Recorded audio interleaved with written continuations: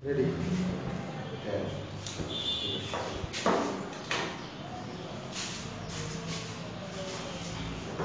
Assalamualaikum warahmatullahi wabarakatuh.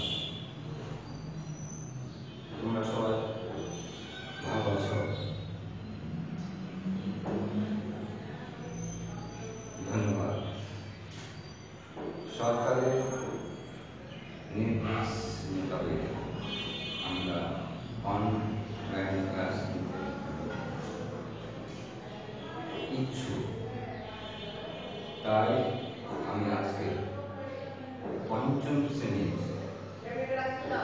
আরবির ক্লাসটা নিব। তোমরা মনোযোগ সহকারে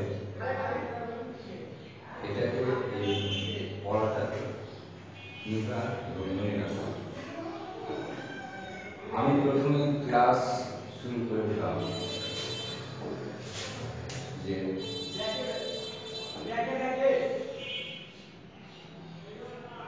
আরবি পরীক্ষা খাতায় বইয়ে আরবি প্রথম পত্র থেকে 4 মার্কের প্রশ্ন হয়, আর দ্বিতীয় পত্র থেকে 24 মার্কের হয়।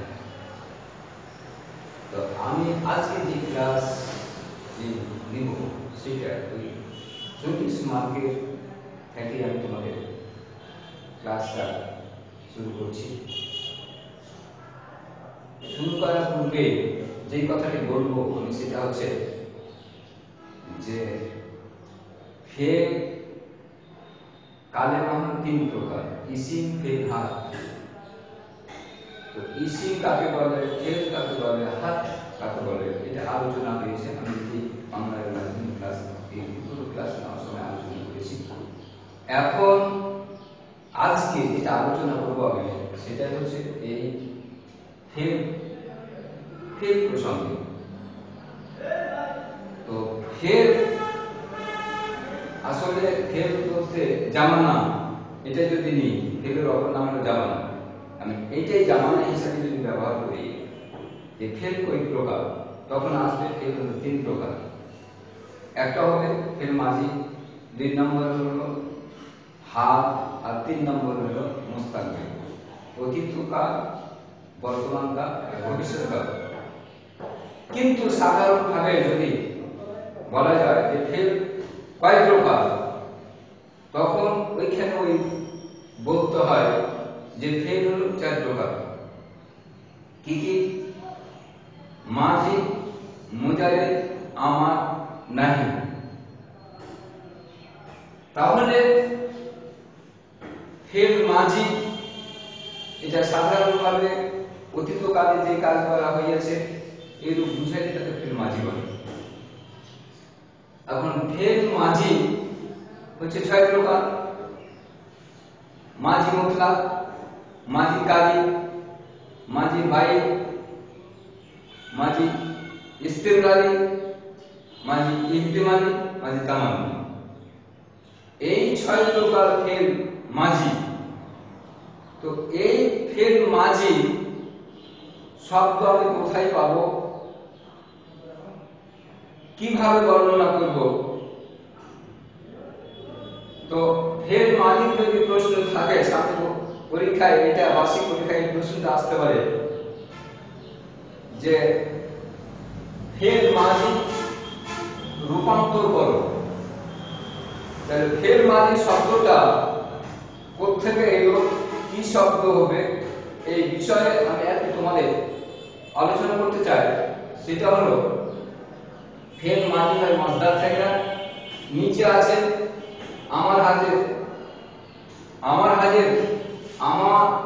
যেটা হাজের সেটাও আছে মাসদার থেকে, আর নাহি আছে সেটাও মাসদার থেকে, ইসমে ফাইল, ইসমে মাফুল ওরাও আছে মাঝি মুজারা থেকে, কিন্তু আসলে ওরাও প্রতিস্থান মাসদার। তো ফের মাঝি রূপান্তর করো, যখন এই কথাটা প্রশ্নের উত্তর দিতে যাব তখন আমাকে আগে ফের মাঝি কি শব্দ হবে এটা নির্বাচন করতে হবে, এটা তৈরি করতে হবে, তাহলে আমরা রূপান্তরটা লিখতে পারবো বা বলতে পারবো। যেমন এই আন্নাসল, এটা হলো মাসদার, এটা হলো প্রতিস্থল, এখান থেকে কি মাঝি হবে। তো কিভাবে হবে?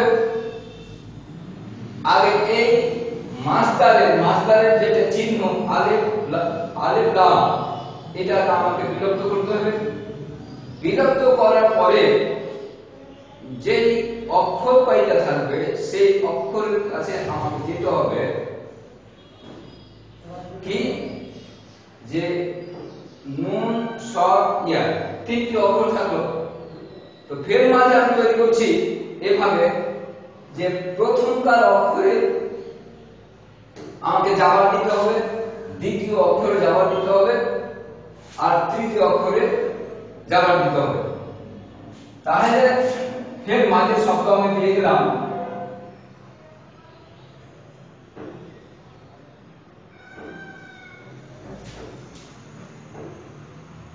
ফের মাঝে আমি শব্দ পেয়ে গেলাম কি, এই নাসারা, এটা হলো ফের মাঝির শব্দ। এখন এখানে প্রশ্ন যেটা করা আছে যে ফের মাঝি এর রূপান্তর করো। রূপান্তর হলো, রূপান্তর মানে পরিবর্তন করো। ফের মাঝির 14টা সেগা হবে, এই 14টা সেগা তৈরি করতে হবে। তখন 14টা সেগা এই প্রশ্নের উত্তরে আসবে নাসারা, নাসারা, নাসারু, নাসারাত, নাসারাতা, নাসারানা, নাসারতা, নাসারতুমা, নাসারতুন, নাসারতে, নাসারতুমা, নাসারতুন্না, নাসারতু, নাসারদা। এই যেটা আমি বললাম যে ফের মাঝে রূপান্তর করো, যদি সাধারণ ভাবে আসে তাহলে আমি এই 14টা রূপান্তর আমাকে লিখে দিতে হবে। আমি আরো সংযুক্ত করতে চাই যে যদি প্রশ্ন আসে যে ফের মাঝি মাঝুরে রূপান্তর করো, তখন আমাকে এই ফের মাঝিটার কাছে যেতে হবে। ফের মারুফ থেকে ফের মাঝুর হয় কিভাবে হয় একটু ইশারায় দিয়ে দিই আমি, যে ফের মাঝি প্রথমকার অক্ষরকে দিতে হবে আমাকে বেশ, আর মধ্যকার অক্ষরে দিতে হবে যে, আর শেষকার অক্ষরকে যে অবস্থায় ছিল ওই অবস্থায় রেখে দিতে হবে। তাহলে ফের মাঝি মাঝুর এর রূপান্তর গঠিত হইবে। এখন প্রশ্নটা ফের মাঝি এর রূপান্তর করো এটা যদি চায়, অথবা যদি চায় যে ফের মাঝি মাঝুর এর রূপান্তর করো, তখন আমাকে ওই মাঝুর যে গঠন প্রণালীটা হলো মানে নুকে প্রথমকার অক্ষরকে পেশ দেয়া আর দ্বিতীয় অক্ষরকে জের দেয়া। তাহলে রূপান্তর যদি চাই তাহলে আমাকে রূপান্তরটা এইভাবে করতে হবে নুসেরা। তাহলে রূপান্তরকে মানে মাঝুর রূপান্তর দিতে হলে আমাকে করতে হবে নুসেরা, নুসেরা, নুসেরু, নুসেরা, নুসেরাতা, নুসেরনা, নুসেরতা, নুসেরতুমা, নুসেরতুম, নুসেরতে, নুসেরতুমা, নুসেরতুন্না, নুসেরনা। এই 14টা সেটা আমার ক্লিয়ার হলো মাঝি মাঝুরে। এখন এইখানে আরো একটু কথা আছে যে এখানে এই রূপান্তরটা ফের মাঝি সাধারণভাবে মারুফ আর মাঝুরটা গেল।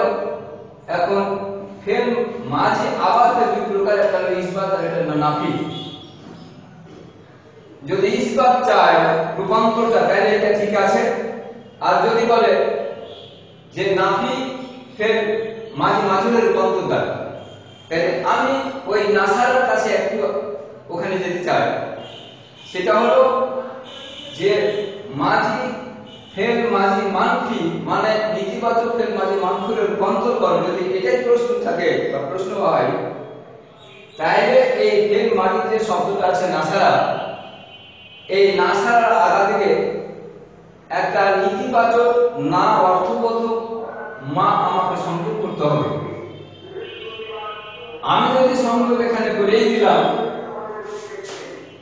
তাহলে আমি নীতিবাচক মানে ফের মাঝি মানফি এর রূপান্তরে সব রকম পেয়ে গেলাম। এখন রূপান্তরটা আমাকে এইভাবে দিতে হবে, সেটা হচ্ছে যে মান আসা ফেল মাঝি মানটি এর রূপান্তর, নেতিবাচক ফেল মাঝি রূপান্তর এইভাবে দিতে হবে যে মান আসারা মান আসারা মান আসারু মান আসারা মান আসারতা মান আসারনা মান আসারতা মান আসারতুমা মান আসারতুম মান আসারতে মান আসারতুমা মান আসারতুন্না মান আসারতু মান আসারনা। এইভাবে আমাকে খাতায় লিখতে হবে, দেখাইতে হবে, তাহলে আমি পূর্ণ নাম্বার পেয়ে যাব। তোমরা এটাকে সযত্নে মনোযোগ সহকারে এই পড়াটাকে তোমরা যে আমি যেটা বলি সেটা হলো আরবিতে এলাম একটা শব্দ ব্যবহার হয়। এলাম শব্দের অর্থ হয়েছে যে জানো, জানা, জেনেই মনে রাখো। আমি যে সবাবটা যে দাসটা যে পড়াটা নিলাম তোমাদেরকে দিলাম, এইটা তোমরা মনোযোগ সহকারে পড়বা, লিখবা এবং স্মরণ রাখবা। কারণটা হচ্ছে এই পঞ্চম শ্রেণীতে এই শব্দটা ব্যবহার হয়, ষষ্ঠ সপ্তম অষ্টম নবম নতুন করে এইখানে বাদ দিয়ে ওখানে আলোচনা হয় না, কিন্তু ওখানে যে আলোচনা করা হয় এইটা মাথায় রেখে পরে আলোচনা করা হয়। এই জন্য তোমরা এই আলোচনাটাকে মনোযোগ সহকারে তোমরা হেফাজতে অন্তরে রাখবা।